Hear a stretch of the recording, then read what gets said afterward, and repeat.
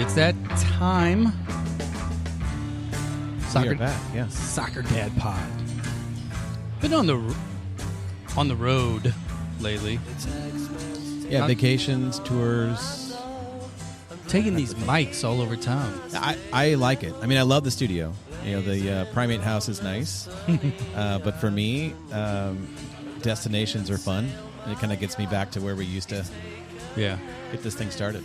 Yeah, we should, you know what, I was thinking about this the other day. Either Explore St. Louis needs to come back to the table and give us money to go around and talk about all these great places, or Uber. How about Uber for a sponsor? Yeah. So I had to start off with a quick question. My sister-in-law, my brother.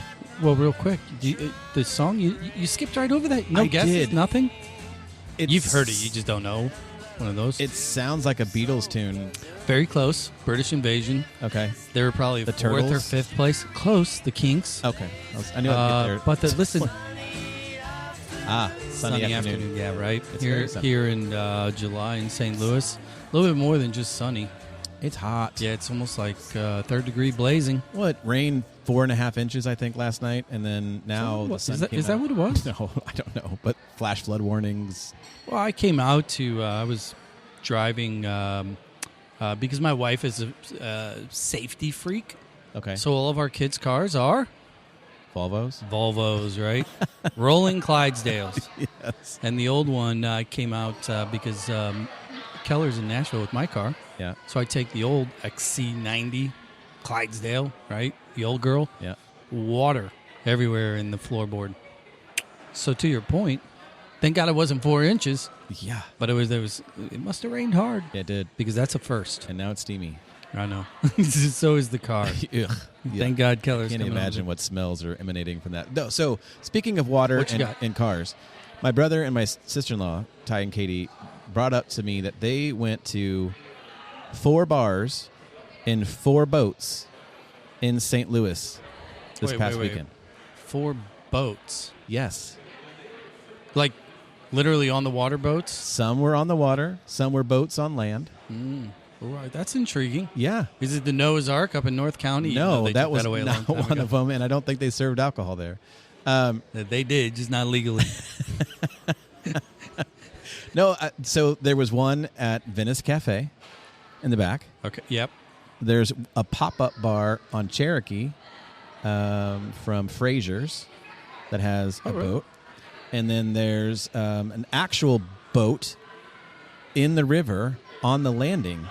But there's no defined hours. There's no... Okay.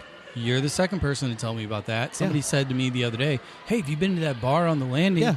And I'm thinking McDonald's is closed. Right?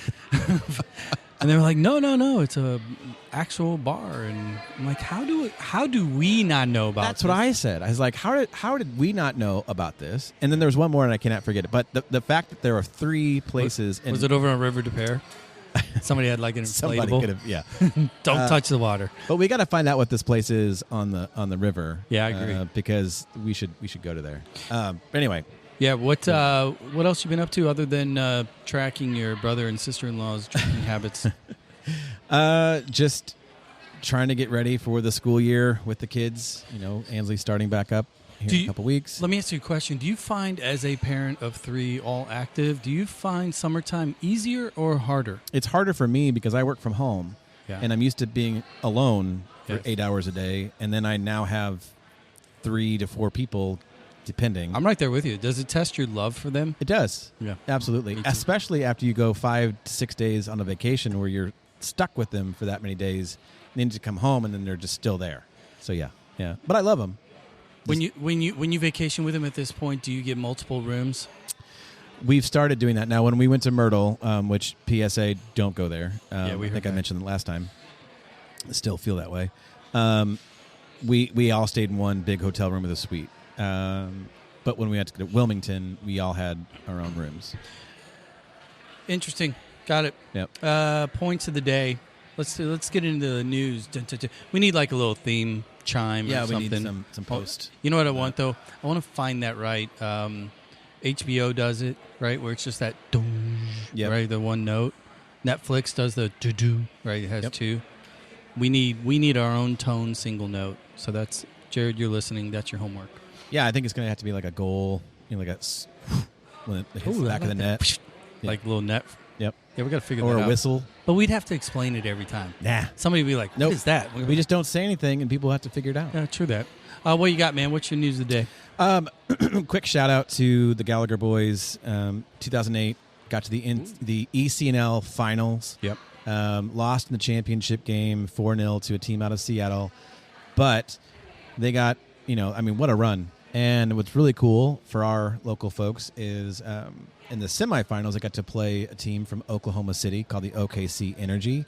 And for Jared and his crew, that's Beckham Williams' team. And he lived with the Bertrands for a couple years, and now moving back down to Oklahoma. So shout out to the Williams family and to all those boys from Gallagher and the 08 ECNL team to make it to the championship game. Yeah, I was texting a little bit with Cannon's dad, Cannon Nord, who plays on the team, Matt Nord, dad, joking about, congratulating him on the run, and then enjoy your 2.5 weeks off. No kidding. Because their final, and the reality is, he replied back, he's like, well, high school season started 2 weeks ago, so we've officially crossed the Rubicon into these kids play, it's 12 months a year. They're not getting any breaks, and this goes to what you and I were talking about earlier. That's too much. They need breaks. The bodies need to recover. 12 months, that's too much. I agree. Especially at these ages. I agree. It's a lot on their wear and tear, especially before a long, grueling season. And for our boys going to Gallagher U19, that's a big ask because they're no longer playing kids just their age. They're going to be playing kids that are college ready or college bound. It's a big jump. So I it's a lot, but they're having a good time. It reminds me of when we talked to older guys on the show about the old pickup days, with Pete Sorber and at Flow Valley and just the games between the North and South. And I feel like there's a good contingency of some of the top end players that are getting together on a regular basis and just playing small sided games, big sided games. I wish they would do more of that. I do too. Look, I completely see the value in specialized training. Sure. In group training at a high level, right? But at some point, just shirts and skins, go play. And that's what I've been encouraging him to do is just forget I'm fine with every once in a while some specialized training, working on, some angles and shooting and et cetera, things like that. But just play. Just play. Yeah. You have enough of that. I got a point. It's actually a point. Part A, Part B, city related. Good. The bad and the good. The bad first. A friend of ours sent us a text, a little soundbite snippet from Lutz's press conference after the Dallas game. It was Dallas, right? Yep. And I'll summarize. Basically, Lutz said, this was pathetic. And again, I'm paraphrasing. This was pathetic. A lot of these individuals are playing for contracts where their contracts are up, and that was not good enough. Yep. So my point in regards to Lutz's take, yes, but it's also your players. Yeah. Mandy and I had this discussion last night. She was, she's an assistant principal, and I read her the quote, and I said, if you had hired all the teachers at your school, and then you called them out for sucking, isn't that kind of on you? Because he's hired every single one. He didn't inherit a single one of these players. Every single one. Yep. He has signed that contract. So at some point, when do you go, I wonder if there's a common theme here? Yeah, and I get the whole, coaches don't play. Right, they're not the ones on the field, and sure. You know what though? I think we're past that point. We've blown past that. There's been a multitude of combinations that aren't working. Yeah. What really is frustrating is the big news tends to be the players that are getting loaned back, are going back overseas, which is my part B, which is the good rumors. You sent the text, and I'd seen the screenshot. Our own Mr. Mackay Joyner. Yeah. Rumors abound. Watford That would be awesome.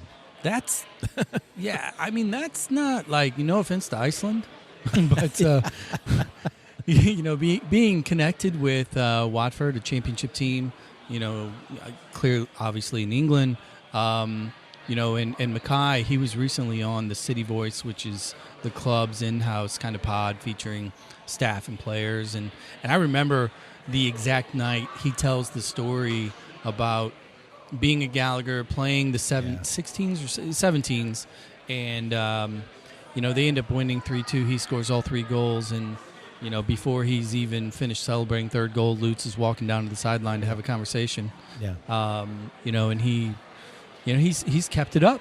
All the kid does is score. Yeah. And he's got a little bit of that Messi syndrome going on, in which a lot of people, I see on social media, and they all want to be haters. Like, well, look at all the PKs. Yeah, half his goals are PKs. He still scores. It doesn't matter. There's still a goal at the end of the game. There's not an extra amount of PKs being awarded to the team, and you still have to make them. And by the way, he hasn't missed. Yeah, and he hasn't missed. And you have to be the one that the club says, you're our guy. Yeah. So I'd like to see half those supporters take one from the spot. Yeah, agreed. Fun. Yeah.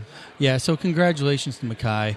I got one more. You got anything else? No, actually, you took my second one, which is fine because I'm glad we got to talk about it.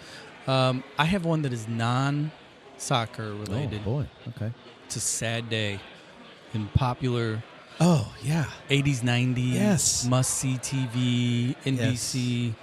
Yes. Forget about the dad. The dad, we all know, had some issues, but his son apparently can't swim. Theo Huxtable. Yeah. Gone. Malcolm way too Jamal early. Warner. 52? No, 54. 54. Drowned. Yeah. Accidental drowning. Yeah. I like how they put the accidental part in there, not to make light of it, but like versus intentional. Because I think that would just be murder, right? Yeah, there is something about the intentional part of drowning. Yeah. That means somebody else was involved. We could get into the semantics of phrases like that. I think near miss is another one I find hard. Did you see that where I think it was a Delta flight almost hit a B-2 bomber or a B-52? Yeah. Because they weren't on the radar because the airspace they were flying in wouldn't allow radar because of the military. Right. That seems really smart. Let's play. It was a near miss. No, I think it was a near crash. I think that's what that was. You didn't nearly miss something. You nearly crashed into something. Well, then there was that Delta flight landing, and you had to turn around in L.A. because it was nearly ablaze. Yeah. Which means... Yeah, I saw the video. Nearly ablaze sense. Means the whole thing's on fire. Right. But when it's just the motor or the engine... You're still on fire in the air with jet fuel. We flew out of Paris one time, and the Nespresso machine, the Nespresso machine caught on fire, and we had to turn back around. And that sounds so Parisian. 24-hour delay. Woohoo! You French are so dangerous. Hey, we're going to take a quick break. When we come back, we're going to be talking all things from Chaminade up through the modern-day indoor warrior. Our guest today, really looking forward to it. He's been sitting here listening. And you can go to YouTube and watch his face right now. He's like, these guys are nerds. He's regretting it now. We'll be right back. The Soccer Dad Pod, like, review, follow, share. We'll be right back after this break.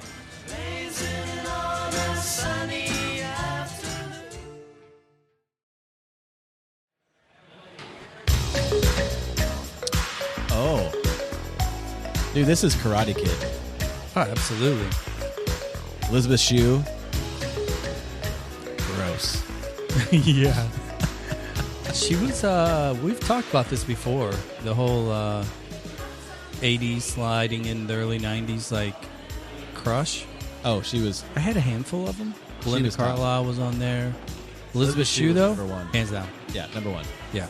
I wanted her to be my babysitter up until... See, how old was I? 48? Yeah, it didn't really work out. Bananarama. The lead singer from the Bengals is the other one. Belinda Carlisle. Well, it's not Belinda Carlisle.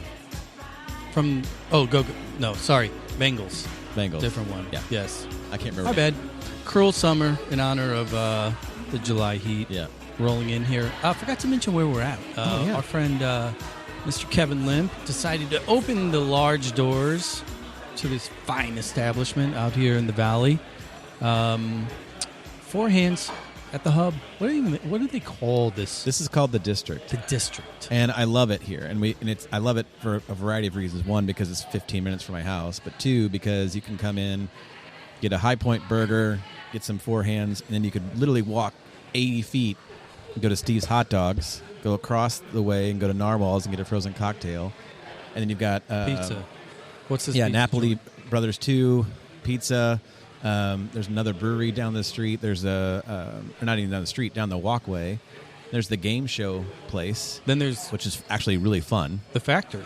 Yeah, and then you got the Factory. Yeah, so if you get a concert ticket, like imagine the gluttony. Oh, yeah. As you work your way. And there's a nice cigar bar just to the east of here, too. That would be post-concert. Oh, agreed. Yeah, I wouldn't go there first.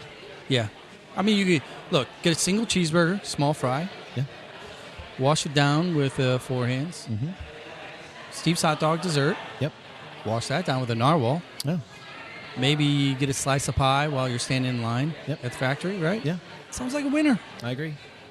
All right. Well, thank you, Kevin. Four Hands out here. Joining us, fresh from his trip east, because he's out west these days.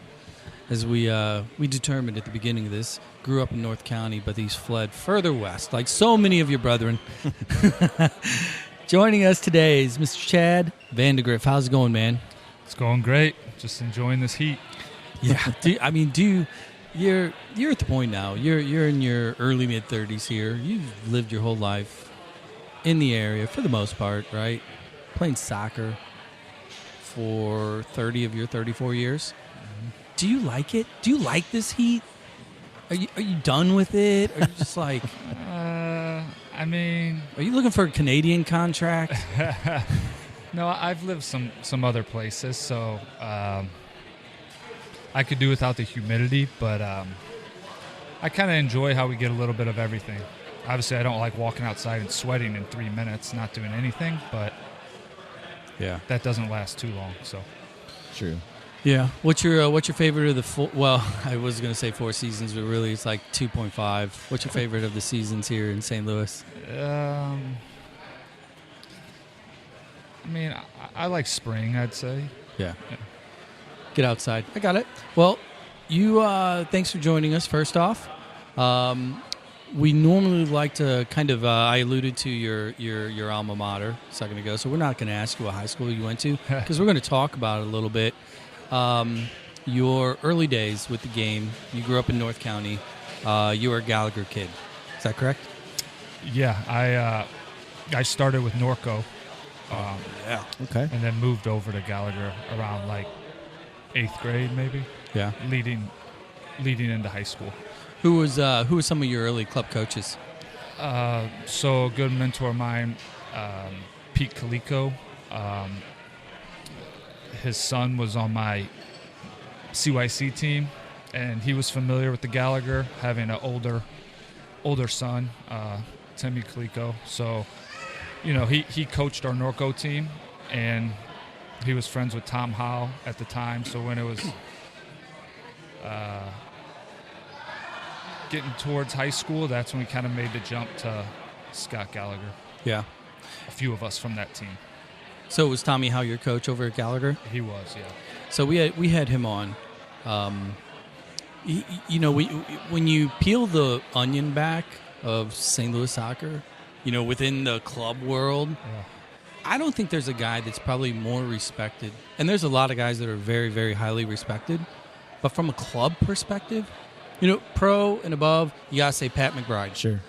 Or Al Trost. Those two are the two Mount Rushmore faces. When it comes to club coaches, Tommy Howe has an extreme level of passion and loyalty from his players. What was your experience with Tommy, and can you tell, maybe a story about, his impact on you as a player? Yeah, loads of knowledge, obviously. Been around the game his whole life.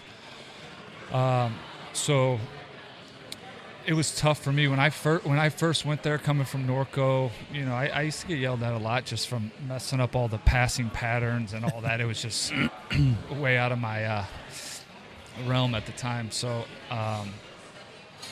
and I played baseball as well, so missing soccer. I was put on the B team a little bit with Will Bruin. So, you guys. So the slouchers back there. Yeah, but no, I really enjoyed him. And one thing about him is like as I get older and I look back, I like almost appreciate him more. The toughness and the knowledge that he passed along. So, yeah, Tommy. When we interviewed him, I didn't know much about him because I didn't grow up in the club world like you guys did. But it feels like every guest we've had that grew up in the St. Louis area between the 80s and the early 2000s experienced some sort of coaching with Tommy Howe. And, the comparison, and it's different, but we've had Terry Mickler on many, many times, and they both have shown up to our interviews with notebooks. Yeah. And Tommy talked about how he's got drawers full of notebooks, and he was writing stuff while we were talking. New plays, new designs for drills. So, you're starting to dabble in the coaching, and we're not going to fast forward too much. Yeah.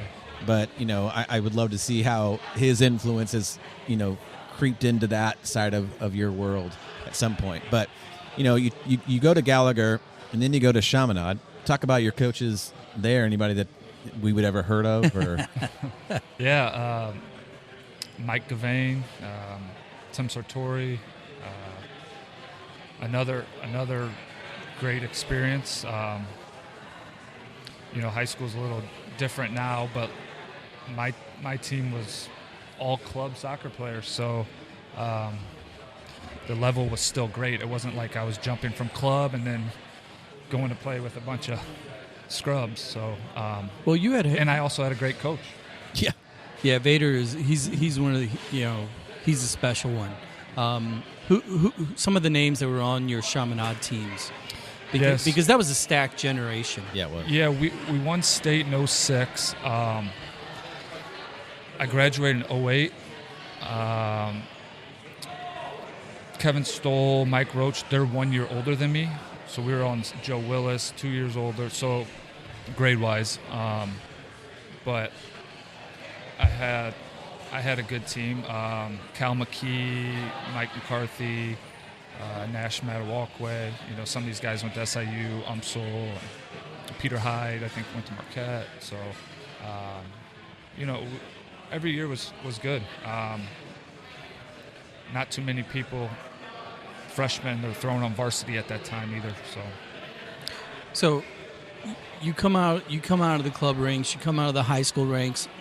Excuse me. You're on a roll. The college path, was that in the cards? Was that part of your strategy or dream? Was that what you always wanted to do? Because if you were a multi-sport athlete, was there kind of a pull between sports? When did soccer become the North Star that got you into the recruiting process? Yeah, I mean, as a little kid, sports were all I did. Ride bikes, play sports. So what sport I wanted to do, I didn't know. I played basketball, baseball, and soccer. Those were my three favorite. I played hockey, some other things, but for the most part, I played those even in high school. And then high school was the time where they kind of I kind of found that soccer, as the recruitment process happened, I was getting a lot more looks. And with club soccer as well, it's just so time-consuming, keeping the grades up as well. So I gave up basketball. I played my freshman year, gave up basketball. And also, your size and all that stuff comes into it. Baseball, I played freshman, sophomore year. Then I gave that up. And then soccer, obviously, I played all 4 years. So the recruiting process then, you ended up at SMU first, correct? Yeah, I ended up at SMU. I'm trying to think because it was state, regional, nationals back then with club. Right. And then I was like the first age group with the academy. I'm trying to think what year that would have been, though. 07 was the first year. Okay. Yeah. And I graduated 08. So, that was pretty cool to see all the college coaches. at all those just normal games, traveling for a league. But, yeah. So who were some of the schools that were kind of on your board that you had to whittle down? Marquette, Xavier, not knowing much outside of Missouri other than a few club games here and there. You start getting some really far ones.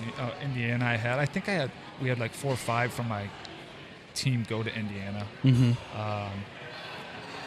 But yeah, some California ones. I mean, NIU, SAU, there were a lot, fortunately. So how did you choose SMU out of that group? What was the driving force there?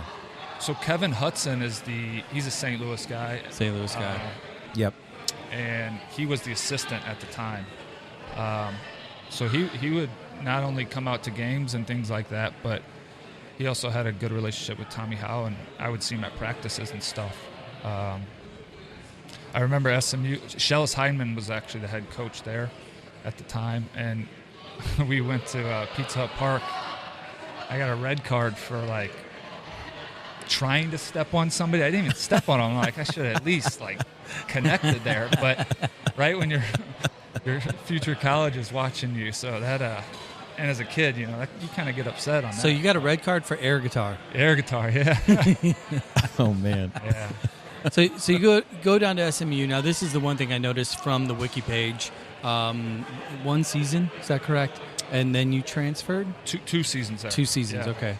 And then you transferred to SLU. Mm-hmm. Was that a homecoming, or was that, why this shift? Was it fit? Was it minutes? Was it culture? Yeah, so, when Shellis Hyman left to go to FC Dallas, so Tim McClements took over. So, didn't get recruited by him per se, but I was playing. As a defender, you're not going to get the minutes as a midfielder or forward coming off the bench. You just have to grind. So I would be used, wing back and things like that, where I'm predominantly a center back, but especially nowadays where the wing backs are more like wing midfielders, Yeah. I'm a typical center back. But I was playing, but maybe not as much as I wanted to. And I wasn't set on transferring, but then as the chatter and things started happening, I was like, it might be a better fit. And who was it? Dan Donegan at the time, and then he jumped to Rutgers. So all these coaches I'm talking to they're leaving. But then I landed at SLU, and I think I played every single game the next 2 years. But back to SMU, like freshman year, 9 games, maybe half of them, and then probably most of the games my sophomore year. And this is going there, number 2 team in the country, like completely stacked. And you also get a lot of transfers. At the time, it was the only Division I men's soccer. So anybody transferring from Duke and Georgetown, if they're from Texas, a lot of them are landing there. Yeah. Which was hotter, training wise? Was it Dallas or St.Louis? Where's the weather theme show today? Well, I'm really curious because we've had a couple people from St. Louis that have gone to SMU. Several of them have transferred back up here. But I'm just curious, just on a random question, like how miserable was Dallas? St. Louis gets hot. Texas gets hot. I feel like when you're talking that hot, like it doesn't matter. No, you're, so it wasn't the weather. And if you're on turf, your cleats are melting apart. So yeah. So much like you knew you wanted to play sports. You ended up funneling into soccer through your high school years. You go to, a powerhouse. You transfer to another powerhouse. You get a lot of games, a lot of minutes. Is in your mind, is pro pathway is that the goal? Or, I have to assume that it was. And how did you manage that? Like, what was your own personal process to work through to the point of draft time or agent preparation? Yeah, I mean, I've had some coaches along the way that helped me out a little bit, but growing up, my mom was more like, you want to play this sport, that sport, as much as you want. I'll take you here, I'll take you there. But she had no clue about the next level, college, the next level after that, this or that. So it was always my dream. I'm confident. I just keep going until I reach that. So, SLU was a great stepping stone. And I wish my team at the time would have done a little better, because obviously that helps the eyes on the players. But I thought I was going to get drafted, and I did not. But I'll tell you what, the summer after I didn't, I was running at every park there was, but I didn't have an agent. I didn't know how important that was, and all this stuff. So I'm just kind of working out and like waiting for something to fall out of the sky, kind of, to be honest. Was that so? You got recruited around the time Donegan was leaving for Rutgers. Was Warming? Mike McGinty. Mike McGinty. Okay, because Warming was before. Correct. Donegan. Okay, so you start just going to camps and going to. Yeah, I mean the whole invite tryouts with MLS team, open tryouts, tryouts with hundreds of people with coaches there from USL, NASL at the time, MLS, and you make it to the final game where they narrow all the players down, and you do well, and you think you're going to get a call, and nothing. And you do a lot of that. Wow. You do a lot of that, and then you don't hear anything back. Did you have an agent when you were going to the combines? I had an agent my senior year at SLU, and then I'm trying to contact him. Hey, kind of went missing, then finally get a hold of him a few months later, and it's like, hey, we're no longer dealing with sports, and sent my stuff back, and I'm like, wow, shitty timing. Thanks for the heads up. I can laugh now, but Yeah, no kidding. Yeah. So you're saying they didn't get a Christmas card? No.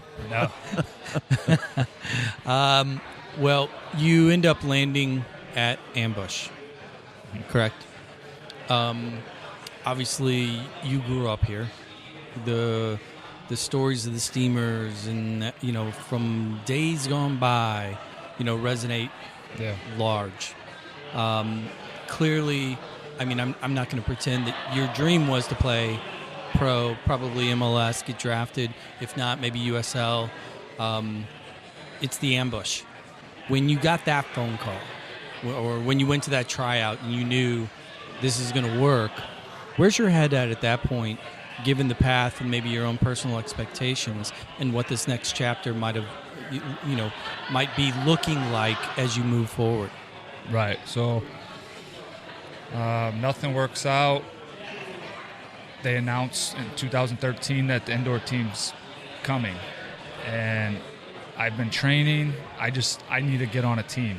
I want to keep playing. I like competing as much as I like soccer. That's the main thing I like about soccer, is just competing, and obviously the locker room banter and all that. But so I go to open tryout. I might have been the second day of open tryout where Dale Duran offered me a contract. We won't talk about the money, because he probably offered you a lifetime membership to his gym, right? Oh, he would let me come in there all the time. Nicest guy ever. But I'll tell you what, we were having 5,000 a game. Oh yeah, and not winning many games.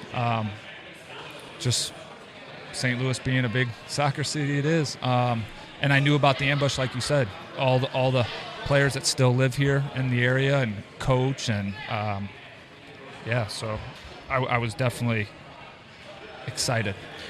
So you start there. If I'm looking here, you have a good run at the Ambush. You're 3 years. Indoor game, you made the shift. So really kind of maybe a two-part question here. Going from the college game, getting the big minutes, where you were playing center back and wing back in college, is that correct? Yeah. okay, making the transition to the indoor game, just from a player perspective, was that easy for you, or was it, you're looking at the chessboard all differently? Yeah. I played forward till about my junior year in high school, and then switched to defense. But the transition to indoor, not so much. I like to use my body a lot. I like the contact. So an indoor 6v6 with the boards, the ball's always around you. You can, bump people. You can grab a little more than outdoor. So you're saying your elbows were spears? I caught on pretty quick. I mean, I was, yeah. You watched some Steamers videos? Yeah.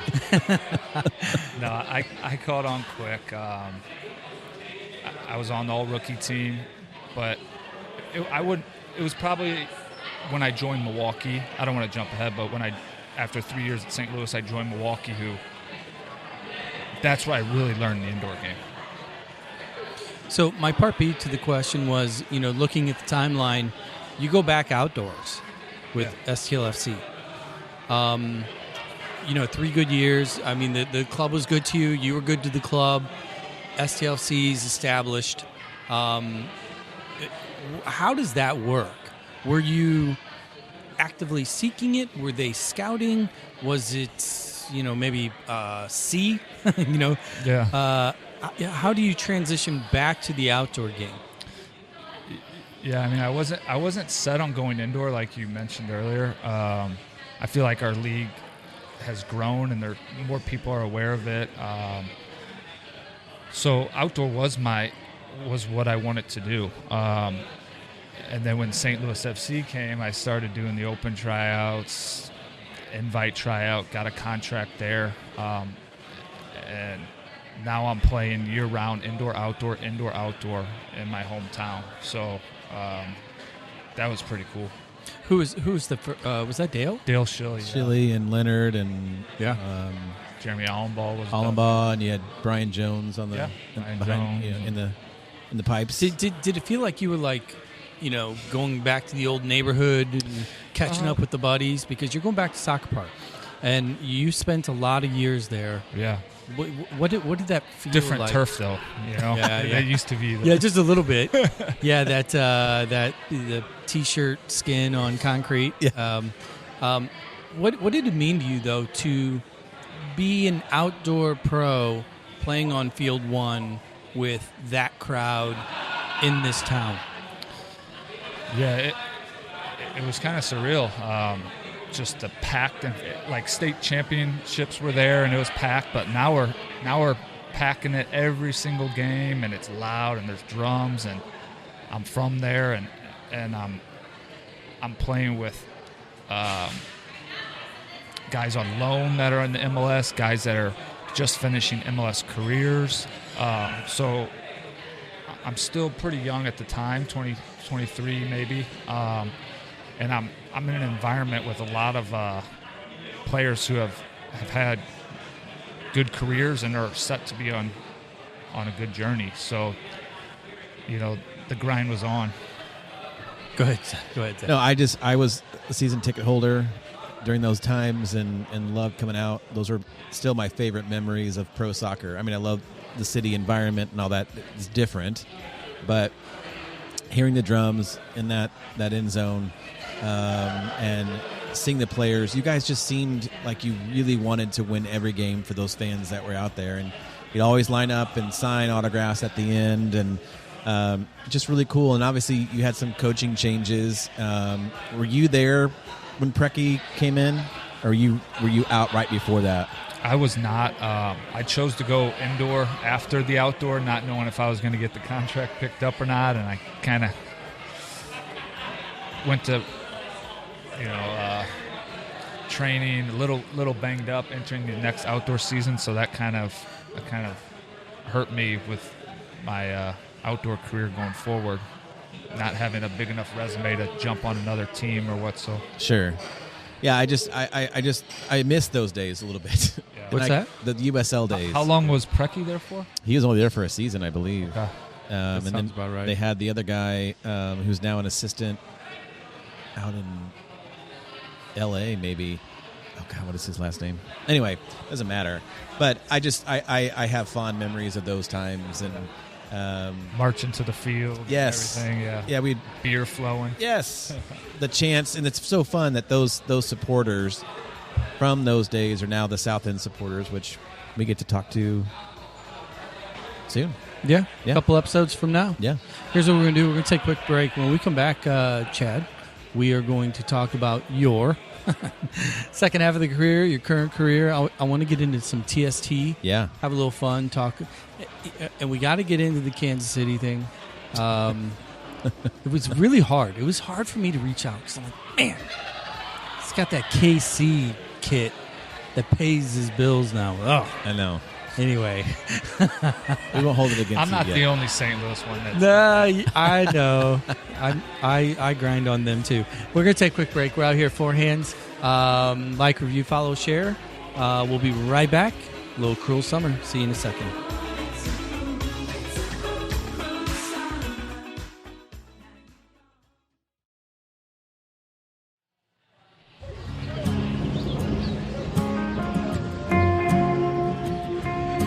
All right. Someone down for the third one. Yeah. Is that like a beach sound in the background? A little bit. This is my kind of my jam these days. As I get older, I want to go fishing. I want cold and yellow beer. What I feel like I should be doing with this song is fishing. Yes. Drinking. Oklahoma Boy, Zach Bryan. Yeah. Summertime Blues. I like the song. It's a great song, actually. It's a great album. Go check it out. The soccer moms are on the car like, hell yeah. Kids are like, enough, Mom. No, I think Zach Bryan's one of those like generation bending artists where I can actually listen and like it, and then my kids also do. That's very rare. Yeah. We're totally going to nerd out on a little music right now for a second. We were having this discussion the other day. Chad, are you a Zach Bryan fan? I like Zach Bryan, yeah. Are you a Beatles fan? No. Don't know much. What's your go-to? I like country, though. You like country? We're talking about country and fishing and beer, and I'm just like, yeah. Yeah. Oh, yeah. Huh? I'm in. What's your go-to? You get in the car. I like a lot of country music. Do you? But what kind of Old Texas, some Nashville? rap too, though, but a lot of country. country rap like crap? Like that? Just kidding. What was that? What'd you I say? said country rap like crap. No, I'm kidding. Not like too poppy. Okay. You know how a lot of it can be real pop. Like Dierks Bentley. You like that guy? Yeah, Dirk's good. Okay. Are you a Merle Haggard kind of fan too? You throw on the old shit? Not so much. Should I? I could already tell. Should I? If you're over on YouTube, you just saw him. No, you should actually. Okay. I like a Jason Aldean kind of guy. I listen to Jason You Aldean. strike Okay. me as the potential of like an outlaw kind of character. Well, he's got the You're soft spoken. yeah, Nice very guy. soft-spoken. But you're also one of those but then guys he's that you got just the- admitted that you like throwing elbows indoors. But he's also, if you look at the YouTube, You can be a different person inside the line. he's got a little bit of the faux hawk going on in the back. Oh yeah. The danger I like back that. there. I like it. I might try that too. I probably sure. maybe. We'll see how long Kim. Kim goes for doesn't that. give a shit about my hair. Okay, She might. go for a mullet and see how long that. I have bedhead like 6.5 days we a know. week. We know. We've seen. Yeah. All right, we're back. Soccer Dad Pod. That's what. That's what this is. Yeah. Yeah, that's what this is. Let's get into TST first, because I think Yeah. I haven't seen anything outside of the World Cup explode in the U.S. around soccer as much as the TST has over the last 3 years. I mean, it just came on. You know, it was started as a basketball tournament, and then they pivoted and made it into a soccer tournament, and now it's just this kind of almost like a worldwide phenomenon because it's such a cool experience. So can you talk a little bit, Chad, about your experience, how you got into a team, what that was like down in North Carolina, and anything else you want to add to it? Yeah. Unbelievable tournament. It just finished about a month ago or so. The third one. I've been a part of all three of them, a different team each time.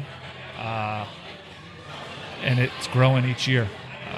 More and more teams for the men's side, and then the women's get more teams. So I don't know when it's going to stop growing or if they're going to do it multiple times a year or how that's going to work. But I want to continue to play in it. And, I I mean, you have people from all over the world, all different leagues.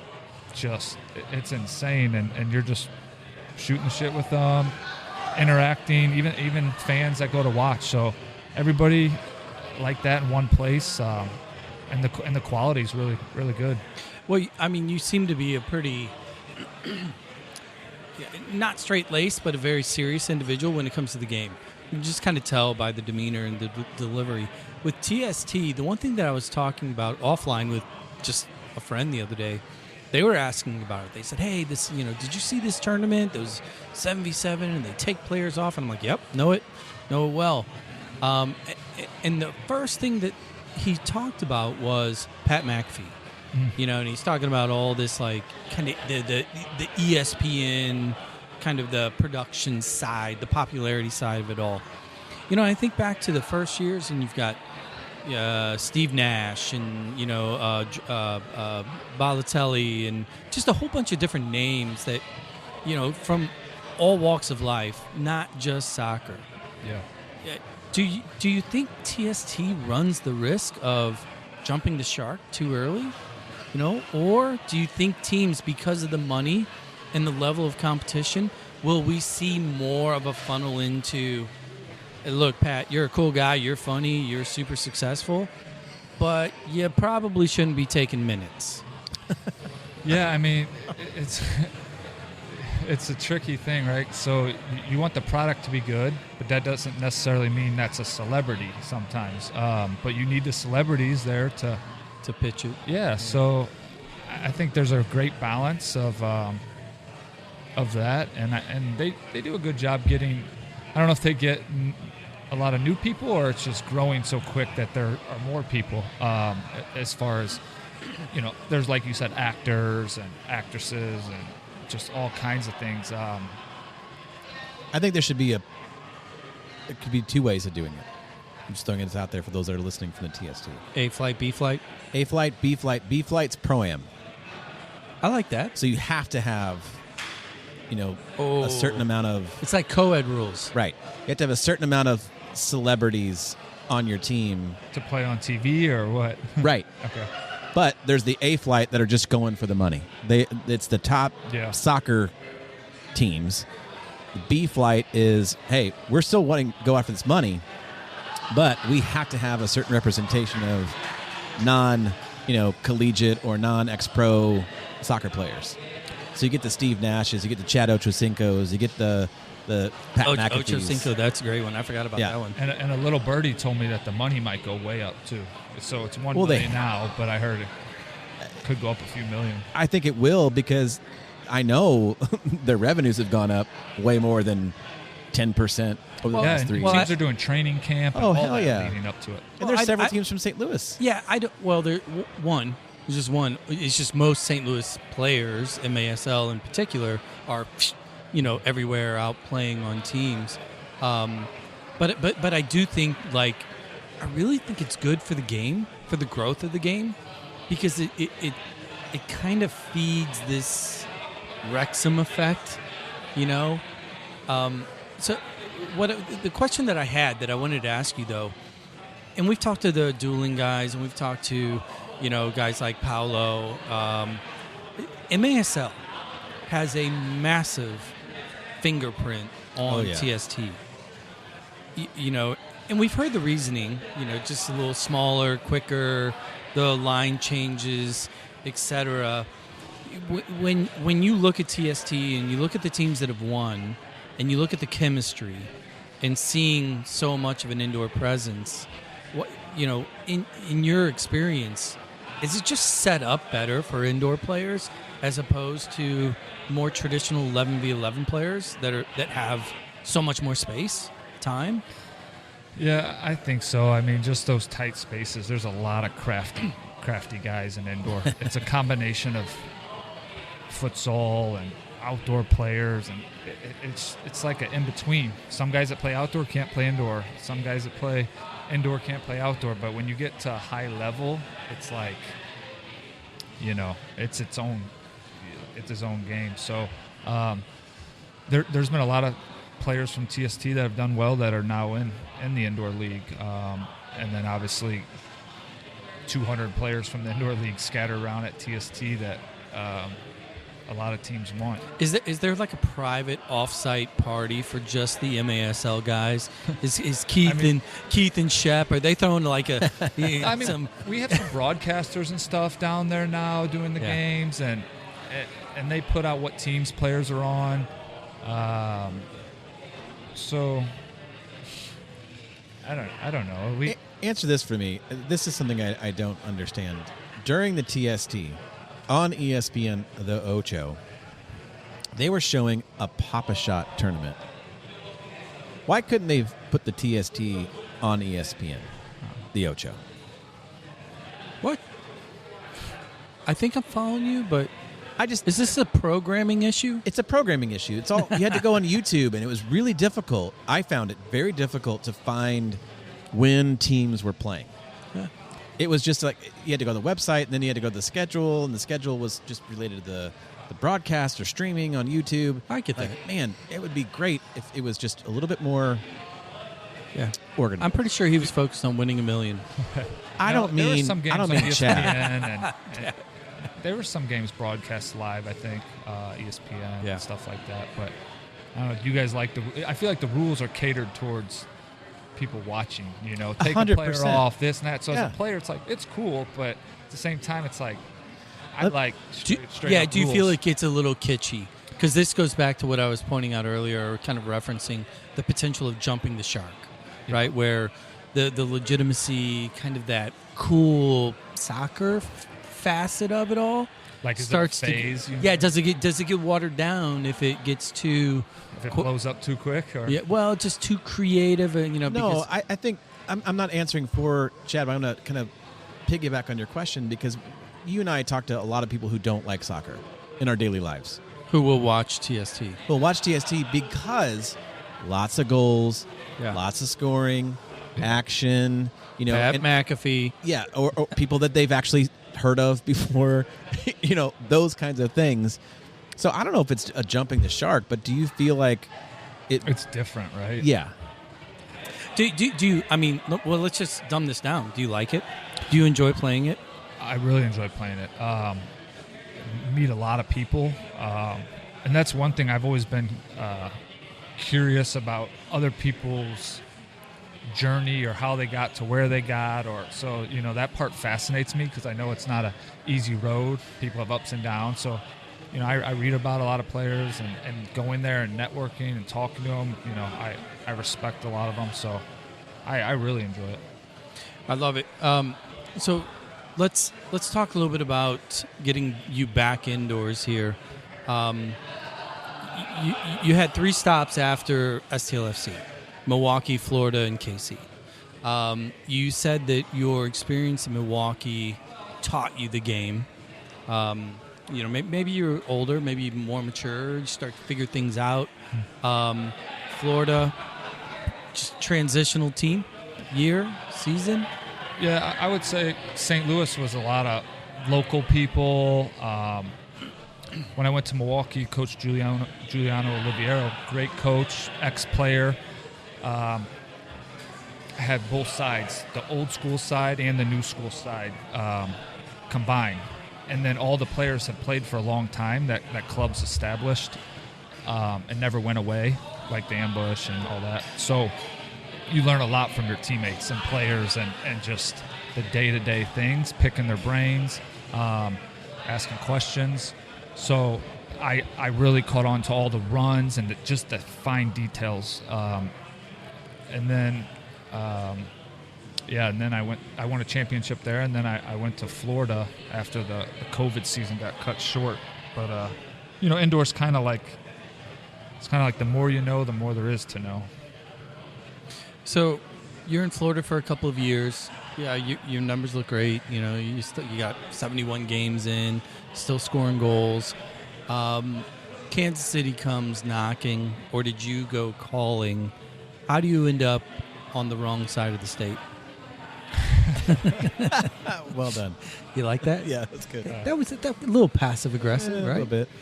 Yeah, no, Florida was great. Obviously, we play in the winter, so yeah. driving there for the season through Georgia, windows coming down, shirt coming off, you know what I mean? Pale as heck. Zach Brown on the radio. Skipping the winter. Zach go. Brown playing Beatles. So that was just a great team, a lot of great players. Played there 3 seasons, had an amazing time, and we did really well. And then that organization actually just dissolved. Kansas City. So you land in Kansas. You've been there a while. The socials would illustrate somebody that is truly embedded. You're kind of part of the fabric, not only of the league but of the Kansas City team in particular. Look, I'm definitely not a spring chicken, but you're getting up there, so you know what the calendar looks like from a player standpoint. Here you are at Kansas City. See what I did there? Yes. What is it meaning to you right now? That team, that the ownership group, what does that mean to you right now? Yeah. So the Florida team dissolved. We all became free agents. And getting later in my career, I would say every time I'm a free agent, the things I look for, right? Like, where do I see myself? Even though you don't know yet, where do I see myself in the team? I want to be a contender every year for a championship, and I also want to enjoy my time. And Kansas City just kind of checked every single box. That's the thing about sports and soccer. You don't really know where you're going to end up. I mean, sometimes you get traded or this or that. It's out of your control. But even when you have the decision, you still don't know. And I end up in Kansas City, and the fan base there, the following, the coaches, the ownership, it's top notch. One of the best, if not the best, in our league. I got to ask about the blue turf, though. Yeah, you don't like it? I was going to ask about it. I was. Yeah. There's Utica has blue turf. Milwaukee has black turf. I think Chihuahua has gray turf. Great. So, now they have the board. Some of them like NHL. You know how they light up and switch. Oh, that's cool. Yeah. So we don't have that at the Ambush yet. No, Family Arena. Mm-hmm. No, they got to be able to take that stuff down for Dwight Yoakam fast. Well, some of Disney and Ice. Some of the teams, like the new turf, it's like a little longer, and it bounces different. It makes the players look like they're not that great because they're. Yeah, it's soft. Where I like the just hard carpet. Yeah. Well, it's a throwback to your youth days out on fields 2 and 3, where you're just getting road rash every practice, flying around. So let's talk a little bit about the league. Keith and Shep and JP and the crew over there, they've done a tremendous job of kind of harnessing the popularity of soccer, generally speaking, in America. But TST, I think, was a godsend for the league. I mean, it's helped a lot to just kind of bring awareness. And now that you've been in the league for as long as you have, from year one with the Ambush to now, can you talk a little bit about the trajectory of the league as a whole, and some of the things that the league commissioner and crew are doing to help you guys? Yeah, I mean, they've been tremendous. And small-sided soccer is, 5v5, 6v6, 7v7, all that. It's big in other countries. And 11v11, trust me, I love it. But there's so many good players, and you want there to be opportunity for those players. So as much as my story, I don't want to ever sound like poor me. Like I'm grateful that I'm 35 and doing what I love because of the MASL now. So they're doing a great job. I know it's a lot of hard work behind the scenes, but we're playing on CBS Sports Golazo, which is a big network. And they're going to keep playing on there, maybe more games. So it's definitely on the up. I don't know if like TST, some of that stuff like blows up overnight, I feel like, but yeah, it's hard to it's definitely turn that into lasting. Yeah, I get that. How much do you feel responsible, or do you feel as it's in addition to diet and exercise and prep and training and everything else?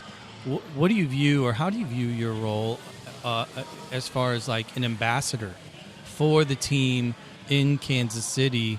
Because you are one of the most recognized names, not only in the league, but obviously on the Kansas City team.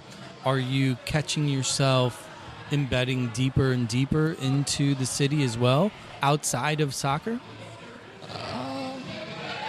Yeah, I mean, it will be my third season in Kansas City. But yeah, I'm all up for that stuff no matter where I go, and especially in Kansas City now. I love, even though it will be my 13th indoor season and all the years I've played, but I still love doing events and talking to people and meeting people and representing the club. That some people don't. That it doesn't get old to me. I really enjoy it. I know it makes other people happy, and a lot of times those are the people that are supporting you. So yeah. I'm going to move off the MASL for just a second, because there is a section on your Wikipedia page that I have never heard of, and that's mini football. I have no idea what this is, so I don't even have a question prepped. It's more just, Chad, can you tell me what the hell mini football is? Yeah, and so there's there. FIFA, right? Like 11v11. I think FIFA has futsal and beach soccer under that umbrella. FIFA, you're talking about the Mafia. FIFA, yeah. Yeah. Okay. And then the World Mini Football Federation is like small-sided soccer, 5v5, up to like 9 aside. So that's another umbrella. So there's FIFA, futsal, beach, 11v11, and then you have World Mini Football Federation, which is 5 aside up to 9 aside. Oh, I had no idea. And like I said, they govern. It's popular in other countries. Are they more like the governing umbrella over MASL, more so than FIFA? Okay. Yeah. Okay. Oh, okay. So I'm like, what are you talking about? And I'm reading this. So in 2023, you win the EMF Nations Games in Slovakia, correct? Yeah. You defeated Hungary, Bulgaria, Romania, and Hungary again in the final. So basically, you're the reason Putin is all pissed off. I mean, this is like a Soviet Union takedown. Is that right? Am I close? No. Close. Don't answer that. Yeah. Don't answer that. And don't go any. Oh, by the way, I mean, look, all of these are banned in Russia anyway. Every single week when I release the episodes, I get a copyright notice. Your episode is not. Just don't go near any high-rise windows. So, what's next? You got season coming up in November. You're working with the local club, Rush, correct? Yeah. I'm working with Missouri Rush. Do a lot of additional training in the off season. I have for many years. And I did TST, and prior to that, I did World Mini Football World Cup, which was my second one. That was in Baku. The first one was in Dubai. Every 2 years, that kind of comes around. And then there's a few games set up this summer, like international games, indoor, that I might do. But, yeah, just coaching and just waiting for that season to start. So we've talked about a few transitional points, club to high school, college to pro. Now, you've had 13 years of this run. You're expecting to play a few more at a minimum. Are you starting to think about what the next transition looks like? And can we ask you what the next dream job might be? I got asked 6 times walking in here already. So there you go. No, but I get asked that a lot now. I'll be 36 when the season starts. That's just Messi's age. What's wrong? Honestly, like my last 5 years, my 3 in Florida and my 2 in Kansas City, those are the years I've got a lot of individual awards. So it's like, people are like, oh, you're still performing, maybe even better than you were. You start using your brains, and you just know the game, right? You just know it, and the momentum swings and everything, the runs. But I still really want to keep playing. I don't have a set date. I still love the game. I love competing. It's more just my body. So I really focus on that, and focus on that even more during season. Got to do the old warm-up before the warm-up these days, you know. When you spend an extra 2-3 minutes on back stretches, that's when you know. Well, the recovery also, time is my main thing, probably. Oh, that's smart. It's smart. It's a little slower than it used to be. You don't bounce back as quick. And if you notice on the video, you and I are imbibing beers, and he's drinking water. So no, yeah, I'm sure his team ownership is like, what the hell is he doing? That's water. Very much, yeah. But it's a big deal, and you know, I think you rewind the clock a couple years. Players in your position might not have been taking that as seriously. You know, like, well, I mean, you know, and I could always take it serious. Trust me, I'm not like, but it does help. You know, discipline, all that. So it's cool. Off the field, as much as you can keep your body in good form. I mean, I've done a good job. Kind of blessed with genetics as well.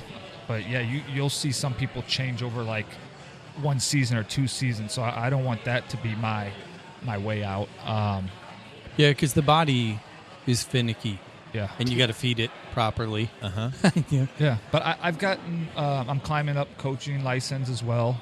Good. To answer your question, kind of. I'd love to stay involved in the game after I'm done playing, whether that's full time or having a few teams. Yeah, I'm not 100% sure, but I do want to stay involved. So let me. Normally, I throw this question in the middle of the mix, but I'm going to throw it to you here at the very end. It's the whole it factor. You've spent 13 years as a pro player. You've seen everything. You've seen, global superstars at TST all the way down to grinding through the MASL seasons. Describe the kind of player that when you see them on the field, they have that special something. Yeah. What is that it factor for you? Yeah, there's so many good players out there, and I feel like the top ones just have that one thing that sets them apart that they do amazing. You know, you can do all these great, but do you have one thing that you really do amazing? And a lot of those top players have something like that. Is that your knifey elbows? It actually kind of is. Like that? Yeah. There we go, man. Hey, Chad Vandegriffe, man, thank you very much for joining us, dude. Really look forward to kind of following you the season this year. And you got Lux and Marcel and everybody out there, too, for the St. Louisans. Yeah. Handling the socials, doing the in-game. Great people. They're all big cheerleaders, huh? Well, Marcel's playing. Oh, yeah. Zach, Lewis, well done, dude. Thanks, man. 4 Hands out here in the Valley at the District. There you go. I got it right next to Steve's Hot Dogs and more. Thanks, Kevin and crew, for having us out here. Chad, best of luck with the season in November. Yeah. Sure we'll be seeing you around. Soccer Dad Pod. Like, review, follow, share. Going to roll out here. Summertime Blues here in July. Little Zach Bryan. Appreciate your time. Until next time. Later.